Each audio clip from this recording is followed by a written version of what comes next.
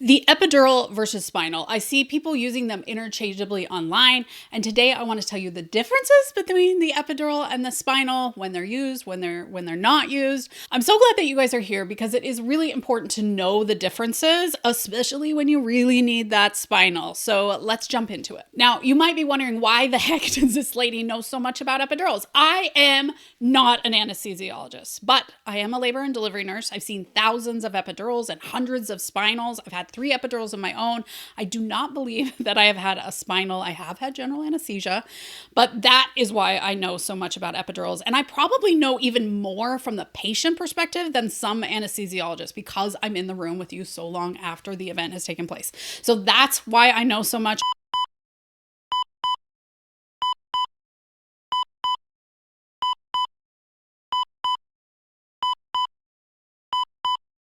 Okay, so first off, what is an epidural? Honestly, to you as the patient, it all seems pretty much the same what they're doing back there. It is given in the back, kind of the lower back, so kind of like your belly button. If you went straight back, that's about where the epidural is being given. It is most often given in labor for pain, but it is also used for surgery, and you can have an epidural to help with back pain. I actually got 2 epidurals to help with tailbone pain, but that is a whole other story. And if you're interested in that, tell me down in the comments. I can make another video on that one. And it usually takes about 15 minutes to work. There is a lot of setup for both of these, but the epidural takes a little bit of time. We call it the setup time from when they push in the medication for it to really absorb into those nerves.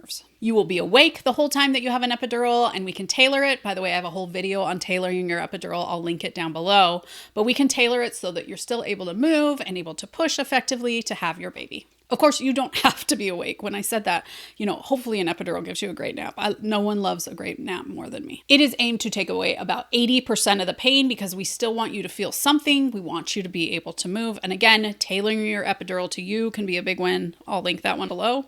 And I actually have a whole chapter on epidurals in the online prenatal class for couples because I think this is a tricky thing to get a full informed consent about, because when you ask for the epidural and you see the doctor who's able to give the epidural, you are in so much pain that you could care less about what they're saying. So I think getting informed about an epidural ahead of time can be really helpful. That's why I created that class, and that information is invaluable. Okay, the spinal, it's also given in about the same area. I think they changed the placement a little bit. Again, not an anesthesiologist. I've mostly seen it more from the patient's perspective or felt it on my own back. And I should say, before they give a spinal or they give an epidural, they numb your back. So ultimately, you're going to feel the sharpness of them initially numbing you, similar to like the dentist's office or if you got stitches.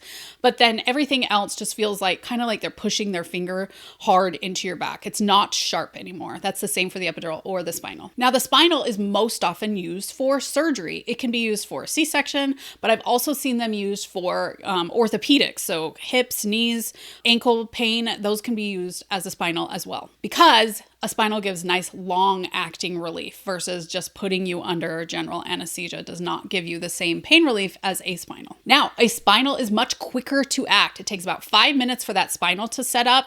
They are putting it closer to those nerves versus the epidural. Again, if you want to watch more technical bits, I'm sure there's an anesthesiologist that has a video here on YouTube. But knowing that it works a little bit quicker is awesome when you're going in for a C-section, because that is most often the time that we use spinals. Now, there is something called a combined spinal epidural that a lot of newer anesthesiologists are doing.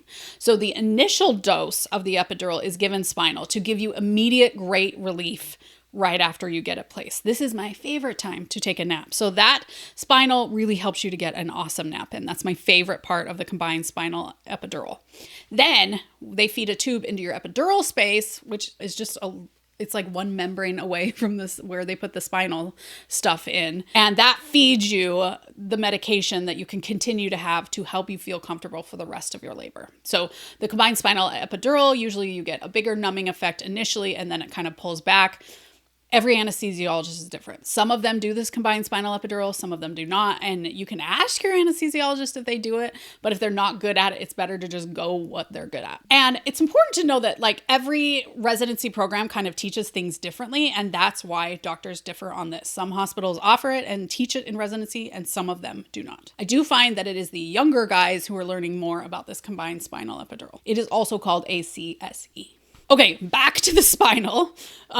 When they give you a spinal, they actually just inject the medication directly into the spinal area. Most often, they do not feed a little tube into that area to continue feeding you the medication. It's kind of a one and done. Sometimes they leave a tube in if they think the surgery might be a little bit longer, but usually it's just done. The needle's out of your back. We don't tape anything up. We just lay you on your back and we start the surgery. But most often, it's a one and done thing. After that spinal medication's injected, we put you on your back to help it to set up. And we're going to go ahead and start things for the surgery. Of course, before they do the surgery, they're 100% going to make sure that you are numb. That's super important, obviously. Editor Hilary here. I didn't ever say that the spinal is there to make you 100% numb. You will not be able to feel anything. You will not be able to move your legs. All of that is going to be 100% numb. So that's especially how it's different than the epidural, which I don't know how I missed when I was filming this video, but I wanted to make that super clear.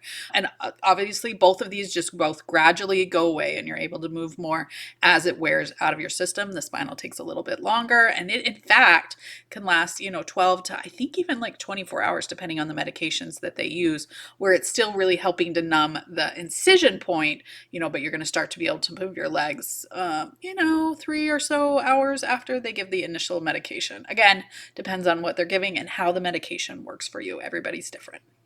As I said before, the placement for you between the two is very similar. I actually have a whole video where I place an epidural into a Raggedy Ann doll. I'm going to link that video down below to give you an idea of what the epidural placement looks like. Again, it's very similar between a spinal or an epidural. If you're just doing a straight up spinal, most often those are only given in the operating room, not usually in the labor and delivery room. Now, some of you might be wondering, well, if I have an epidural and then I go back for surgery, what the heck happens then?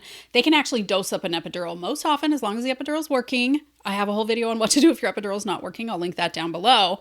They can just dose it up extra and you're good to go for the surgery. Again, they're going to make sure that you're nice and numb before they start the surgery. They do that with some little pinchers that they use to just make sure that you're not feeling anything. And if you are feeling something during your surgery, make sure to let your anesthesiologist know. There is going to be some pressure during the surgery.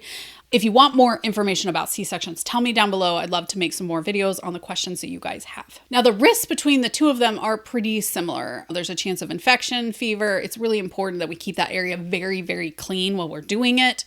But hopefully your provider can go over the risks and the benefits before you do that, or take my birth class where we can go over the risks and the benefits with you in there. Now, there is one other form of anesthesia, and that is general anesthesia, but we really prefer to try and do spinal anesthesia for surgery. It's better for the baby. It has a longer term pain management action. You're not going to feel that incision as quickly, and it's just ultimately better for you. Plus, you're awake to be able to see your baby. It can still be a really magical thing, especially because of spinal anesthesia, and I'm really grateful for it, because if people all had to go under general to have a baby, it would make me really sad. And if you're sort of like, Hilary, I don't even want to be thinking about any of these things, I got to tell you, there was a study recently that compared birth classes, and it showed that none of the birth classes that they studied, they must not have looked at the one that I recommend, but none of them covered these unplanned events, including C-sections, epidurals, episiotomies, and you got to get prepared for all of that, even though it can feel really comfortable to not get prepared for stuff like that. So the birth class that I recommend, I'm going to link to it down below so you can get prepared for all of those different things. Now, of course, spinal epidurals, there are other pain management options in labor and delivery. I'm going to link a video about those up above and down below. Thanks for joining us here on The Pregnancy Nurse, where we get you prepared, not scared, for your upcoming hospital birth.